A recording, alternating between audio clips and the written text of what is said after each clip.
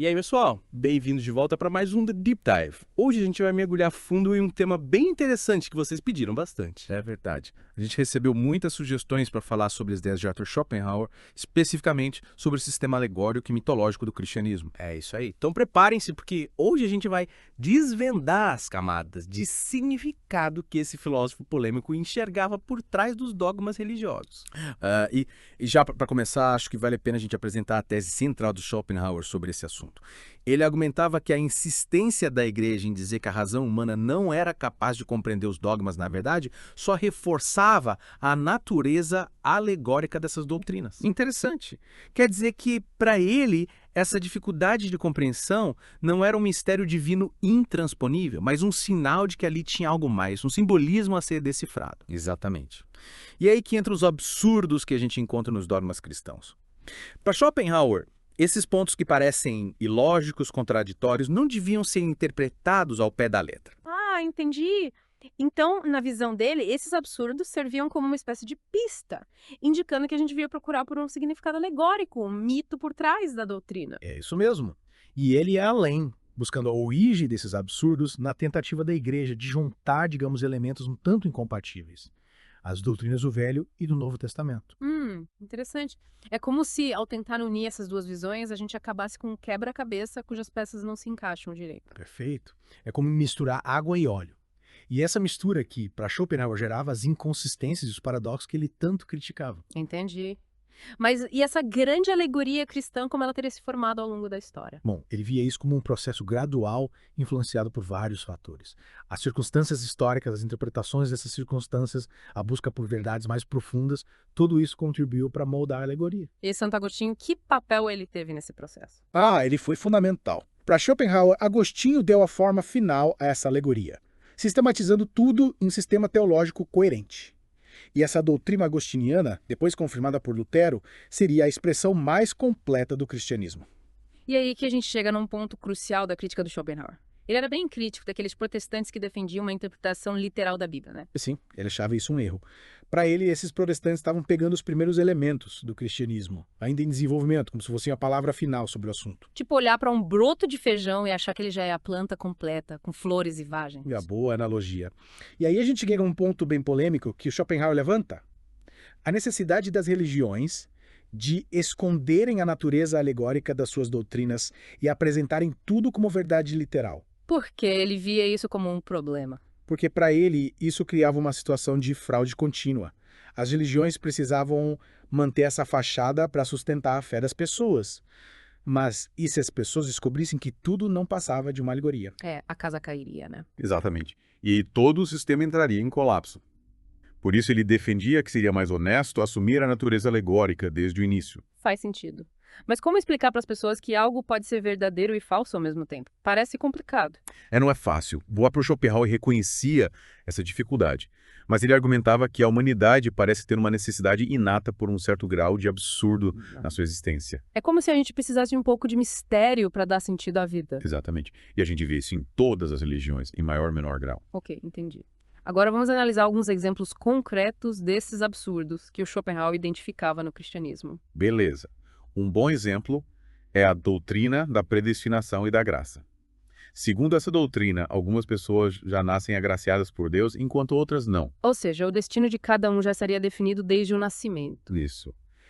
E essa ideia se conecta com a visão do Velho Testamento de que o homem foi criado do nada por vontade divina. Uma criação meio arbitrária, né? Deus decide quem vai ser salvo e quem vai ser condenado sem nenhum motivo aparente. A crítica do Schopenhauer é justamente essa. Ele contrasta essa visão com a teoria da metempsicose, presente no brahmanismo e no budismo. E como essa teoria explica as diferenças entre as pessoas? De acordo com a metempsicose, as características de cada um não são um presente divino aleatório, mas o resultado de ações em vidas passadas. Uma espécie de lei de causa e efeito aplicada à alma. Exatamente. O que você planta, você colhe em todas as suas vidas. Para Schopenhauer, essa explicação fazia muito mais sentido do que a ideia de uma graça divina distribuída de forma aleatória. Entendi. E a doutrina da predestinação leva a gente para outro dogma bem polêmico, a da nação eterna. O dogma agostiniano afirmava que a maioria da humanidade estava condenada ao inferno para sempre, por causa do pecado original. Só alguns poucos se salvariam. Caramba. uma punição eterna por um erro cometido lá no início dos tempos. Schopenhauer considerava esse dogma revoltante. Afinal, como justificar um sofrimento sem fim por causa de um erro cometido numa vida finita? A conta não fecha. E ele questionava também a justiça de um Deus que cria uma humanidade falha e depois a condena por essa falha. Sim, ele argumentava, se Deus sabia que a gente ia cair em tentação, por que nos criou assim? Qual o sentido de nos punir eternamente por algo que ele mesmo planejou? É como se a gente estivesse num jogo de cartas marcado. Uma boa analogia. E aí, para escapar dessa armadilha teológica, Schopenhauer apelava para a interpretação alegórica. Como assim? Ele dizia que se a gente lesse esses dogmas como alegorias, como mitos com significado mais profundo, eles deixariam de ser absurdos e passariam a ter um valor moral e espiritual. Tipo a gente entender que a história do Adão e Eva não é um relato literal, mas uma metáfora sobre a natureza humana. Perfeito. E ele mencionava também a doutrina do purgatório como uma tentativa de suavizar a ideia da danação eterna. O purgatório seria uma espécie de segunda chance, né? Uma oportunidade de purificar a alma antes de ir para o céu. É isso. E ele também citava a doutrina da restauração de todas as coisas, que falava de uma redenção universal no final dos tempos. Mas, para Schopenhauer, o problema eram os protestantes, que insistiam na ideia de um inferno literal e eterno. Parece que a gente não tem uma tendência a levar as coisas ao pé da letra, né? É verdade. E, mudando um pouco de assunto, Schopenhauer falava também da influência da mente sistemática de Santo Agostinho na interpretação do cristianismo. O que ele queria dizer com isso?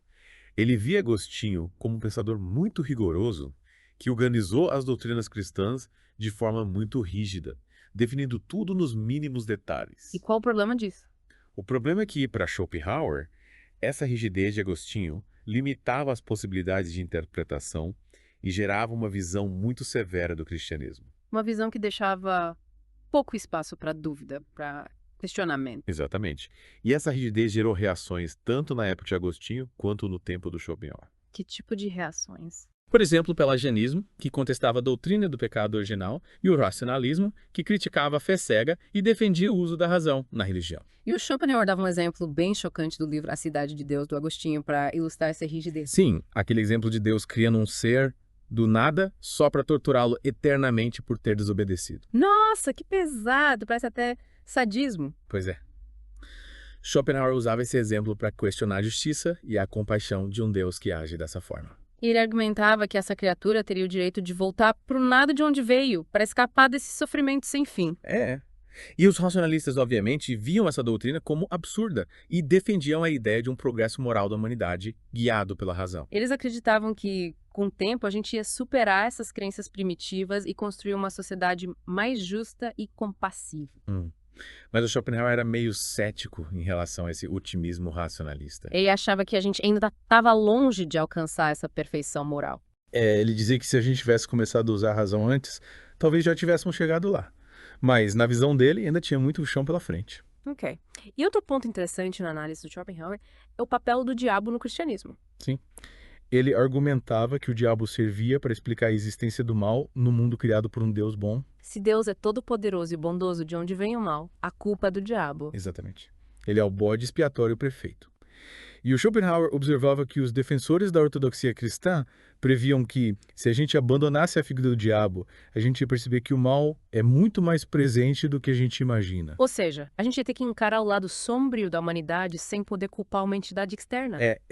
E ele fazia uma analogia interessante com o zoroastrismo, uma religião persa que influenciou o judaísmo. Que analogia era essa? Ele sugeria que Jeová, o deus do judaísmo, seria uma transformação de Hormuzd, o deus do bem no zoroastrismo, e Satã seria uma versão de Ahriman, o deus do mal. Interessante. Essa dualidade entre o bem e o mal parece ser um tema recorrente em várias religiões. Sim. E o Schopenhauer via essa dualidade como algo fundamental para entender a natureza humana e a nossa relação com o mundo. E ele destacava também a natureza histórica do cristianismo como algo que o diferenciava de outras religiões. Ele argumentava que o cristianismo é, em essência, uma história, uma narrativa sobre os eventos, as ações e os sofrimentos de Jesus. E a crença nessa história é o que garante a salvação. Diferente de outras religiões como o budismo, em que o dogma central é independente da história do fundador. Exato. No budismo, o que importa é o ensinamento, a doutrina e não a vida de Buda em si. Já no cristianismo, a história de Jesus é central para a fé. Ele usava o exemplo do Lalita Vistara, um texto budista que narra a vida de Buda, para ilustrar essa diferença. Isso. O Lalita Vistara é um texto interessante, mas não é essencial para entender o budismo. Já os evangelhos, que contam a história de Jesus, são a base do cristianismo. Sem os evangelhos, não tem cristianismo. É isso aí. E essa natureza histórica do cristianismo, segundo Schopenhauer, gerou algumas reações curiosas em outras culturas. Ele conta que os chineses viam os missionários cristãos como meros contadores de histórias, justamente por essa ênfase na narrativa histórica. Eles não levavam muito a sério a mensagem cristã, achavam que era só mais uma história inventada. Parece que a gente tem uma tendência a subestimar o poder das histórias, né? Verdade. E Schopenhauer criticava bastante a visão antropocêntrica do cristianismo, que coloca o ser humano no centro de tudo e despreza os animais. Sim, ele achava essa distinção absurda e injusta. Para ele, os animais são nossos irmãos, nossos companheiros de jornada nesse planeta. E ele comparava essa visão com a do brahmanismo e do budismo, que enxerga uma conexão muito mais profunda entre os humanos e a natureza. No brahmanismo e no budismo, a gente não está separado da natureza, a gente faz parte dela. E os animais são seres vivos que merecem nosso respeito e compaixão. Schopenhauer até comentava que a falta de proteção religiosa aos animais no Ocidente levou à necessidade de criarmos sociedades protetoras dos animais. É verdade. Coisa que seria desnecessária na Índia, por exemplo, onde as religiões já pregam o respeito a todas as formas de vida. Ele dava exemplos de como os indianos tratavam os animais com compaixão, construindo hospitais para eles e até libertando pássaros em momentos de alegria.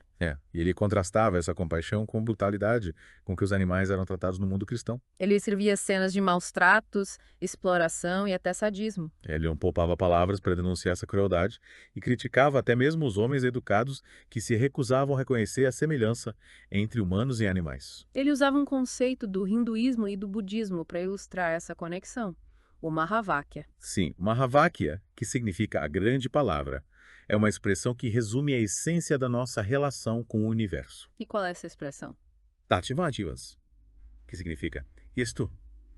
Essa frase nos lembra que, em essência, somos todos humanos e animais unidos pela mesma força vital. Uma visão bem diferente daquela que separa o homem da natureza e o coloca num pedestal. E Schopenhauer também analisava as características do judaísmo, comparando-as com o brahmanismo e o budismo. Ele destacava o realismo e o otimismo como traços marcantes do judaísmo. Sim. O judaísmo vê o mundo material como algo real e a vida como uma bênção, diferente do brahmanismo e do budismo, que enxergam o mundo como uma ilusão e a vida como um ciclo de sofrimento. E como o elemento pessimista entra no judaísmo se ele é tão otimista? Através da figura de Satã, da história da queda, esses elementos introduzem a ideia de que o mal existe no mundo e que a vida não é só alegria.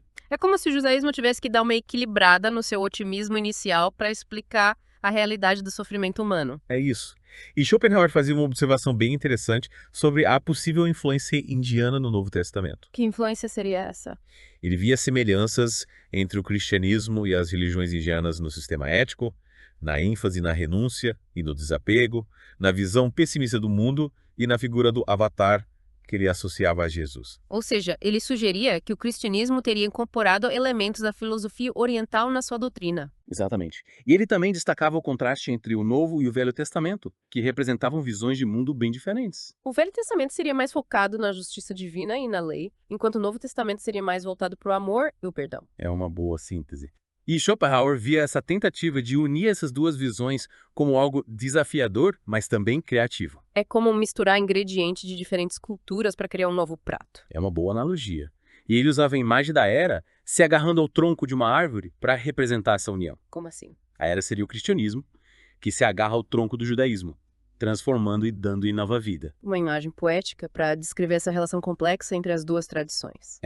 E essa transformação se reflete em mudanças profundas na visão de mundo e no sistema moral. O cristianismo passa a ter uma visão mais pessimista do mundo, vendo o mal como algo presente em toda parte. E a ênfase se desloca da prosperidade material para a busca da salvação espiritual. A lei da vingança dá lugar ao amor ao inimigo e a punição divina é substituída pela graça. É uma mudança radical de perspectiva. E qual a conclusão do Schopenhauer sobre a relação entre o cristianismo e as religiões indianas? Ele afirmava que tudo de verdadeiro no cristianismo já estava presente no brahmanismo e no budismo. Ou seja, ele via o cristianismo como uma espécie de reformulação de ideias orientais. E ele criticava a crença em revelações divinas, dizendo que a verdadeira revelação vem da sabedoria humana. Ele não acreditava em profetas ou enviados de Deus. Não. Para ele, a única fonte confiável de conhecimento era a razão humana. E ele observava que a gente tem uma tendência a confiar mais em quem diz ter contato com o sobrenatural do que na nossa própria capacidade de pensar. É verdade. A gente busca respostas prontas, soluções mágicas, em vez de usar a nossa própria inteligência para entender o mundo. Bom, acho que a gente cobriu bastante coisa hoje, né? Sim, fizemos um mergulho profundo nas ideias do Schopenhauer sobre o cristianismo. Vimos como ele desconstruía os dogmas, revelava as contradições e apontava para a natureza alegórica da religião. E como ele comparava o cristianismo com as religiões orientais, buscando as raízes das ideias e questionando a validade das doutrinas. Realmente foi um papo instigante e cheio de nuances.